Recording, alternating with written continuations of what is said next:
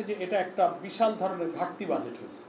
হ্যাঁ, ঘাটতি বাজেট আমাদের দেশের বাজেটের একটা ট্রেডিশন, কিন্তু সেটারও একটা মাত্রা থাকে। আমাদের মতো উন্নয়নশীল দেশের, অনুন্নত দেশের বাজেটগুলো সাধারণত ডেফিসিট বাজেটই হয়ে থাকে, কিন্তু এবারের বাজেটটা ইতিহাসের সবচেয়ে বড় অঙ্কের একটা ঘাটতি বাজেট পেশ করা হয়েছে। সেকেন্ড, এই বাজেটটা বিরাট ঋণ নির্ভর, এবং সে ঋণের মধ্যে ব্যাংক লোনের উপরে নির্ভরশীলতা, বিদেশ ঋণের উপরে নির্ভরশীলতা এটা বেড়েছে। ফলে প্রবৃদ্ধির যে কঠিন সমীকরণ এবং এই 9,38,000 কোটি টাকা ব্যয়ের বাজেটের অর্থসংস্থান করতে গিয়ে এখানে যে 6,29,000 কোটি টাকার যে রাজস্ব আয়ের কথা বলা হয়েছে, সেই রাজস্ব কিভাবে আদায় করা হবে? এত বড় ঘাটতি আমাদের বাজেটে, যে ঘাটতি করা হয়েছে প্রায় 2,36,450 কোটি টাকার ঘাটতি বাজেট। তো এটা কোথা থেকে ঘাটতি পূরণ করা হবে? যে সোর্সগুলো দেখানো হয়েছে তাতে রাজস্ব আয় করতে গেলে যে কর কাঠামো লাগে, দুর্নীতিমুক্ত কর অ্যাডমিনিস্ট্রেশন লাগে, সেগুলো কিছুই নাই। অর্থমন্ত্রী খুব টেকনিক্যালি কালকে একটা কথা বলেছেন, মানে কর বৃদ্ধি যে করা হয়েছে, যেগুলো সাধারণ নাগরিক জীবনে, গার্মেন্টস শিল্পের উপরে অন্য জায়গায় ইফেক্ট করবে, ভাষার ছলচাতুরি ওনারা বলেছেন যে আমরা করের উৎস বাড়াচ্ছি, করের জাল তৈরি করে নগর জীবনে, নাগরিক জীবনে এটার যে প্রেশার, প্রভাবটাকে ওনারা শব্দ প্রয়োগের মাধ্যমে সেই চালাকি করে কর বৃদ্ধির জায়গাগুলো এড়িয়ে যাওয়ার চেষ্টা করেছেন। সেটা এই বাজেটের একটা বড় বৈশিষ্ট্য, যে এত বড় ঘাটতি বাজেটের ব্যয় সংকুলান, ব্যাংক লোন করা হবে, তাতে আমার কর্মসংস্থান, আমাদের বিনিয়োগ, বেসরকারি বিনিয়োগ তো অটোমেটিক্যালি কমে যাবে। ব্যাংক থেকে যদি লোন নিয়ে যায় গভর্নমেন্ট, তাহলে প্রাইভেট সেক্টরে গভর্নমেন্ট কিন্তু ইনভেস্ট করতে পারবে না, ন্যাচারালি কর্মসংস্থানের উপরে এর প্রভাব পড়বে। এই সমস্ত বৈশিষ্ট্যগুলো আমাদের বাজেটে রয়ে গেছে, এবং এই বাজেট বাস্তবায়নে আমাদের কয়েকটা বড় বাধা। 1 নম্বর হচ্ছে বিদ্যুৎ ও জ্বালানি খাতের ক্রমবর্ধমান ব্যয়। দেখলাম তো এই 3 মাসে ক্ষমতায় আসার পরে গ্যাসের দাম, জ্বালানির দাম দফায় দফায়, বাকি বিদ্যুতের দাম আবার উনি বাড়ালেন। ফলে এত ক্রমবর্ধমান, যে জ্বালানিটা হচ্ছে সমস্ত প্রোডাক্টিভিটি যেসব জায়গাতে আছে, সব মেইন পাওয়ারই হচ্ছে আমাদের এনার্জি এবং জ্বালানি, তার দাম যে হারে বাড়ানো হয়েছে একেবারে প্রান্তিক পর্যায় পর্যন্ত, এটা একটা বড় প্রবলেম। লাগামহীন উচ্চ মূল্যস্ফীতি, যেটাকে ইনফ্লেশন বলা হয়, লাগামহীনভাবে কিন্তু মূল্যস্ফীতি বাড়ছে। আর হচ্ছে বৈশ্বিক ও ভূরাজনৈতিক অর্থনৈতিক যে অনিশ্চয়তা, এই 3টা বড় বাধার কারণে এই বাজেট বাস্তবায়ন এবং রাজস্ব আয়ের লক্ষ্যমাত্রা অর্জন করা খুব কঠিন হয়ে দাঁড়াবে। সেই চ্যালেঞ্জ, এগুলো একটু আমি আগে আপনাদের কাছে পেশ করে দিলাম। সম্মানিত সাংবাদিক বন্ধুগণ, জামাত ইসলামীর বাজেটের প্রস্তাবনার সাথে এই বাজেটের কম্পারেটিভ আলোচনাটা আমি শেষ অংশে একটু আপনাদেরকে জানাবো। গতকাল 2026-27 অর্থ বছরের যে বাজেট পেশ করা হয়েছে, যা বাংলাদেশের ইতিহাসে 55তম জাতীয় বাজেট, জুলাই বিপ্লব পরবর্তী বাংলাদেশের নির্বাচিত সরকারের নিকট একটি জনবান্ধব, সুপরিকল্পিত, দূরদর্শী ও বাস্তবায়নযোগ্য বাজেটই প্রত্যাশা ছিল। কিন্তু সরকারের ঘোষিত বাজেটে জনগণের আশা আকাঙ্ক্ষা ও জীবনমান উন্নয়নের বার্তা প্রতিফলিত হয়নি। বাংলাদেশকে একটি স্বনির্ভর, দুর্নীতিমুক্ত রাষ্ট্র প্রতিষ্ঠা করার রূপরেখাও এই বাজেটে পরিলক্ষিত হয়নি। অর্থাৎ আপনি কর প্রশাসন, অ্যান্টি করাপশন কমিশন, এ কথা বলতে গেলে তো আমাদের আবার সেই জুলাই সনদের ভিত্তিতে গণভোটের রায় বাস্তবায়ন না হওয়ার কারণে এই বাজেট বাস্তবায়নে যে কী পরিমাণ দুর্নীতি হবে, দলীয় কর্মীদের মধ্যে টাকা ভাগ বটা, লুটপাটের একটা আয়োজন হিসেবে এই বাজেট কিন্তু পরিগণিত হবে। এটার কারণেই আমার মনে হয় যে সরকার গণভোটের গণরায় বাস্তবায়ন করতে যাচ্ছে না। কারণ গণভোটের গণরায় বাস্তবায়ন হলে অ্যান্টি করাপশন কমিশনকে প্রধানমন্ত্রীর হাতের মুঠে রাখা যেত না, সেখানে একটা সেপারেট নিরপেক্ষ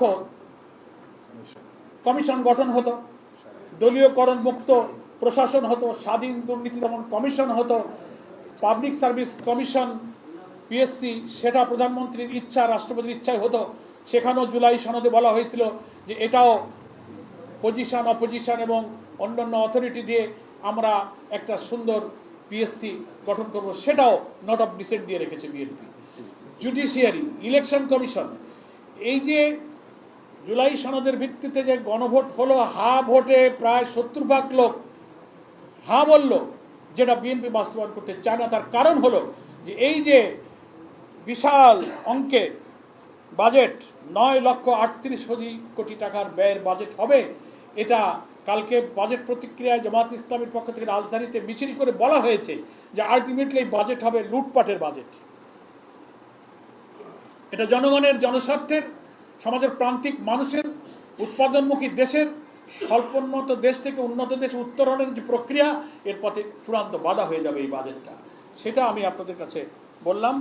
এবং এই প্রবৃদ্ধির লক্ষ্যমাত্রা এই বাজেটের প্রস্তাবনায় 6.5%, যা একটা চটকদার সিদ্ধান্ত।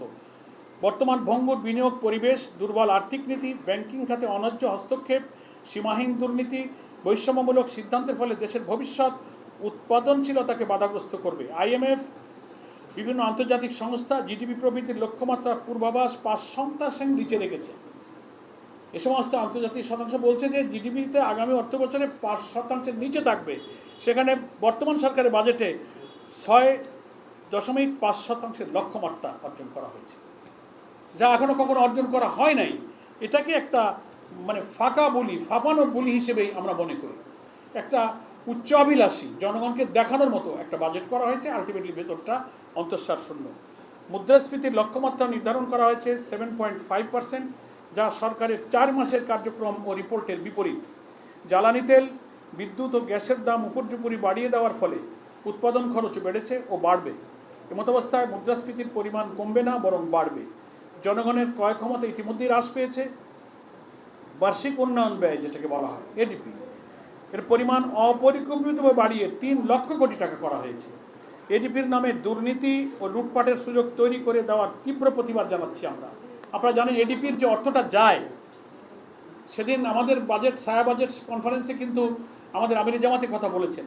এই জন্য আমি বলবো, আমাদের বৈশিষ্ট্যের মধ্যে প্রস্তাবিত বাজেটে আমরা ফিসক্যাল ইয়ারকেও চেঞ্জ করার কথা বলেছি। এডিপির টাকাগুলো এমন সময় যায়, জুনে গিয়ে শেষ হয়ে যায়, তো আবহাওয়া খারাপ, বর্ষাকাল, টাকা পয়সা লুটপাট হয়, দলীয় নেতাকর্মীদের পকেটে ইউনো অফিস, ডিসি অফিস, কাবিকা, এটা সেটা নানান প্রকল্পে লুটপাট ছাড়া বাস্তবায়ন হয় না। বরাদ্দ হয়, ঠিকাদাররা আর ওই যে কি বলে পিআইও থাকে, প্রজেক্ট ইমপ্লিমেন্টেশন অফিসার, যারা ইউনিটও থাকে, এরা সব ভাগাভাগি করে লুটপাট করে নিয়ে যায়। আলটিমেটলি উন্নয়ন, অবকাঠামোগত উন্নয়নে এডিপি কোনো কাজে লাগে না, এবং এমপিরাও ভাগ পায়, সবাই পায়। এবং এটার কারণে আমরা বলছি যে এটা একটা সুযোগ করে দেওয়া হয়েছে দুর্নীতি এবং লুটপাটের। ফলে বর্তমান সরকার গৃহীত এই অপরিণামদর্শী সিদ্ধান্ত পতিত ফ্যাসিস্ট সরকারের নীতিকেই কিন্তু আমাদের স্মরণ করে দিচ্ছে। এছাড়াও উচ্চাভিলাষী এই বাজেটের অর্থ সংস্থান করতে গিয়ে সরকারকে অতিমাত্রায় ঋণ নির্ভরতার পরিকল্পনা করতে হয়েছে। অথচ বাংলাদেশ ইতিমধ্যেই মাত্রাতিরিক্ত ঋণের বোঝায় জর্জরিত। দেশীয় উৎস, বিশেষত ব্যাংকিং খাত থেকে অতিরিক্ত ঋণ গ্রহণের ফলে দেশের অভ্যন্তরীণ বিনিয়োগ স্থবির হয়ে পড়বে, যা কর্মসংস্থান সৃষ্টির পথে অন্তরায় হবে, যেটা আমি আগে বলেছি। অতিরিক্ত বাজেট ঘাটতি ব্যবস্থাপনা করতে গিয়ে দেশের সামষ্টিক অর্থনীতি অস্থিতিশীল হয়ে যাওয়ার সমূহ সম্ভাবনা আছে। রাজস্ব আয়ের ক্ষেত্রে বাস্তবসম্মত কোনো রূপরেখা সরকার দিতে ব্যর্থ হয়েছে। অন্যদিকে ন্যূনতম ব্যক্তিগত কর হার 5% থেকে বাড়িয়ে 10% নির্ধারণ করা হয়েছে, যা নিম্ন মধ্যবিত্ত ও মধ্যবিত্ত জনগণের উপরে অতিরিক্ত চাপ তৈরি করবে। মুদ্রাস্ফীতিতে যেখানে নিত্য প্রয়োজন পণ্যের দাম সাধ্যের বাইরে চলে যাচ্ছে, সেখানে অতিরিক্ত করের বোঝা জীবন নির্বাহকে আরও বেশি অতিষ্ঠ করে তুলবে। তাছাড়া করদাতাদের রাষ্ট্রীয় ব্যবস্থাপনায় বিশেষায়িত সুযোগ সুবিধার কথা এই বাজেটে উল্লেখ নেই। বিদ্যমান বাজেট অবকাঠামোগত উন্নয়ন ও শিল্পের কাঁচামালের দাম বাড়ানো হয়েছে। এছাড়াও শিল্প ও উৎপাদন বিমুখতা স্পষ্টভাবে প্রতীয়মান হচ্ছে। এলপিজি গ্যাসের উপর ভ্যাট বৃদ্ধি জনজীবনের দুর্ভোগ বয়ে আনবে। আরএমজি অর্থাৎ গার্মেন্টস খাতে সংশ্লিষ্ট বিভিন্ন কাঁচামালের উপরে শুল্ক বৃদ্ধি করায় আমাদের রপ্তানি আয় কিন্তু হুমকির মুখে পড়বে। গণবিরোধী এই বাজেটের তীব্র নিন্দা জ্ঞাপন করছি। এই বাজেট প্রণয়নে কোনো ধরনের হটকারিতা জনগণ মেনে নেবে না। তাই অতি সত্বর অবাস্তবায়নযোগ্য, উচ্চাভিলাষী ও লুটপাটের সহায়ক বাজেট সংশোধন করে বিনিয়োগ বান্ধব, জনকল্যাণমূলক বাজেট প্রণয়নের জন্য আমরা জামাত ইসলামীর পক্ষ থেকে আজকের এই সাংবাদিক সম্মেলনে জোর দাবি জানাচ্ছি। আমি আপনাদের সামনে এই উচ্চাভিলাষী বাজেটের সঙ্গে বাস্তবতার যে অনেক দূরত্ব এবং এখানে পরিচালন ব্যয়ের যে আধিপত্য, সুদের আবর্তে বাজেটকে জর্জরিত করে ফেলা হয়েছে, উন্নয়ন ব্যয়ের সংকোচন, প্রবৃদ্ধির গতিতে লাগাম টানা হয় নাই, ঘাটতি বাজেট আপনি লক্ষ্য করেছেন, আমি শুরুতেই বলেছি বড় ধরনের ঘাটতি বাজেট, এবং এখানে বলা হয়েছে জিডিপির অনুপাতে এই ঘাটতি 3.5%, যা আন্তর্জাতিক মানদণ্ড অনুযায়ী সহনীয় মনে হলেও এই অর্থায়ন প্রক্রিয়াটা কিন্তু ঝুঁকিমুক্ত হবে না। আরেকটা বিষয় হলো যে এই বাজেটের সফল বাস্তবায়নের জন্য যে 3টা বাধার কথা আমি বলেছিলাম, আর 3টা স্তম্ভের উপরে এই বাজেট দাঁড়িয়ে আছে, সেইখানে সরকার খুব দুর্বল। এনবিআরের কর আহরণ সক্ষমতা, লক্ষ্যমাত্রা অনুযায়ী রাজস্ব আদায় করা, অথচ আমাদের যে কর অ্যাডমিনিস্ট্রেশন এনবিআরের দুর্নীতিমুক্ত কর প্রশাসনিক ব্যবস্থা কিন্তু এখানে নেই, অথচ এই ভিত্তির উপরে কিন্তু বাজেট বাস্তবায়ন দাঁড়িয়ে থাকে। মূল্যস্ফীতি নিয়ন্ত্রণ, যেটা সাধারণ মানুষের ক্রয় ক্ষমতা স্বাভাবিক রাখতে হয়, সেটাও কিন্তু এই সরকার পারছে না। ঋণ ম্যানেজমেন্ট, দেশীয় ও বৈশ্বিক ঋণের সুদের চাপ সামলাতে হবে, সেটাও সরকার কিন্তু ব্যর্থ হবে। এবং জামাত ইসলামীর সেই ছায়া বাজেটের সঙ্গে দু একটা তুলনামূলক আমি স্ট্যাটিস্টিক্স দিচ্ছি। 9,38 কোটি টাকা যে ব্যয়ের বাজেট, সেখানে আমরা জামাত ইসলামী দিয়েছিলাম 8,39,505 কোটি টাকার বাজেট। রাজস্ব লক্ষ্যমাত্রা সরকারের 7,01,150 কোটি টাকা, আমরা বলেছিলাম 6,65,926 কোটি টাকা। জামাতের রাজস্ব আদায়ের চেয়ে সরকার 35,000 কোটি টাকার মতো বেশি ধরেছে, কিন্তু এটা আদায় করা তাদের পক্ষে অসম্ভব হবে। জামাতের লক্ষ্যের চেয়ে সরকারের লক্ষ্য আরও উচ্চাভিলাষী, যদিও জামাত কর কাঠামো সংস্কারের কথা বলেছে।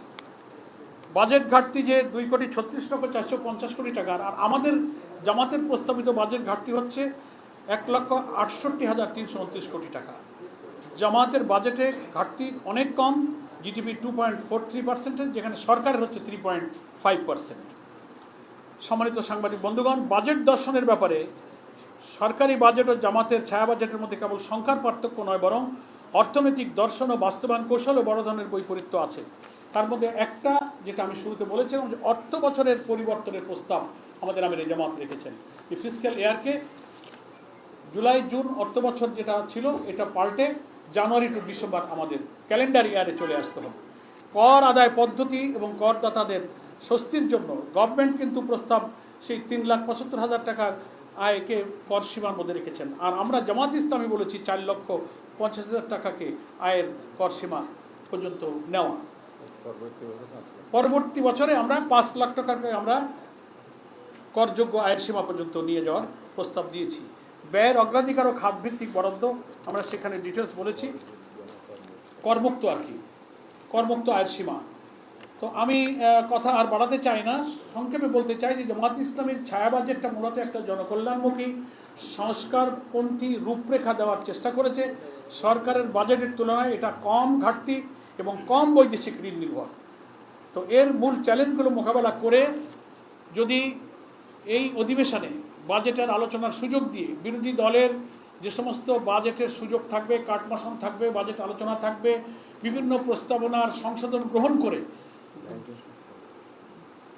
সরকার যদি সেই বাজেট প্রস্তাবনাকে সংশোধন করে, এবং ব্যাংকিং সেক্টরে যে নৈরাজ্য এক্ষুনি শুরু করেছে, অনেকগুলো ব্যাংক 5টা ব্যাংককে মার্জ করে দিয়েছে, ব্যাংক রেগুলেশন আইন করে লুটপাট করে কালো টাকা বিদেশে অর্থ পাচার করা, জনগণের টাকা লুটপাট করে নেওয়া, জোর করে সরকারের গোয়েন্দা সংস্থাকে কাজে লাগিয়ে কিছু লোকের হাতে হাজার হাজার কোটি টাকা, লক্ষ কোটি টাকা তারা দিয়ে আওয়ামী লীগ যে ফ্যাসিবাদী রাস্তা দেখিয়ে গিয়েছিল, এখন বিএনপি সরকার সেই রাস্তায় হাঁটছে। যে ঠিক আছে, এস আলম সাহেব লুটপাট করে খেয়েছে, তো আমরাও এস আলমের ঘাড়ে ভর করে তার এই ইসলামী ব্যাংকটা প্রায় 80% শেয়ার বোধহয় সে জোর দখল করে তার দখলে রাখছে। এইটাকে আমাদের আমিরে জামাত পার্লামেন্টে বক্তব্যে দাবি করেছেন, যার শেয়ার জোর করে অন্যায়ভাবে নেওয়া হয়েছে যে মূল্যে, সেই মূল্যেই সেই শেয়ারগুলো তাদের কাছে ফেরত দেওয়া হোক, এবং অন্যায়ভাবে ব্যাংকের চেয়ারম্যান এমডিকে বদল করে এস আলমের পছন্দ মতো চেয়ারম্যান এমডি নিয়োগের যে পায়তারা করছে বাংলাদেশ ব্যাংকের গভর্নর, এটার আমরা তীব্র নিন্দা জানাই। এবং এই ব্যাংক কাঠামো, এই নৈরাজ্যপূর্ণ অবস্থায় যদি এই বাজেট পাস হয়, তাহলে বাংলাদেশের শুধু ব্যাংক নয়, গোটা অর্থনীতি, আমাদের আমিরে জামাতের ভাষায় বলবো, পার্লামেন্টে বলেছেন যে মাটির সাথে এদেশের অর্থনীতি মিশে যাবে, বেকারত্ব দূর হবে না, কর্মসংস্থান হবে না, আমরা একটা কঠিন সংকটে পড়ব। সেই জন্য সাংবাদিক বন্ধুগণ, দেশবাসীর কাছে বলবো, আসুন এই লুটপাটের বাজেট, যা গণবান্ধব নয়, উন্নয়ন বান্ধব নয়, বরং গণবিরোধী, তার বিরুদ্ধে আমরা সোচ্চার হই এবং সরকারের কাছে দাবি জানাই যে কালো টাকাকে সাদা করার সুযোগ এবারও রাখা হয়েছে।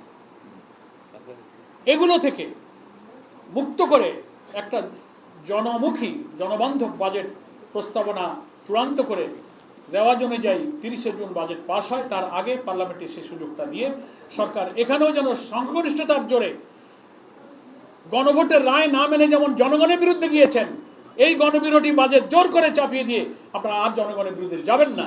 তাহলে রাজনীতির বিতর্কের জায়গা পার্লামেন্ট আছে এখনো, এটাকে আপনারা রাজপথে নিয়ে যাবেন না। সরকারের কাছে সেই আহ্বান জানিয়ে বাংলাদেশ জামায়াত ইসলামীর সম্মানিত আমির, বিরোধী দলীয় নেতা ডক্টর শফিকুর রহমানের পক্ষ থেকে আপনাদের এবং দেশবাসীকে আন্তরিক ধন্যবাদ জানিয়ে জামায়াত ইসলামীর অফিসিয়াল বাজেট প্রতিক্রিয়া আমি সংক্ষেপে শেষ করলাম। এখন আপনাদের প্রশ্নের উত্তর দেওয়ার সুযোগ থাকবে। আমাদের ডক্টর হামিদুর রহমান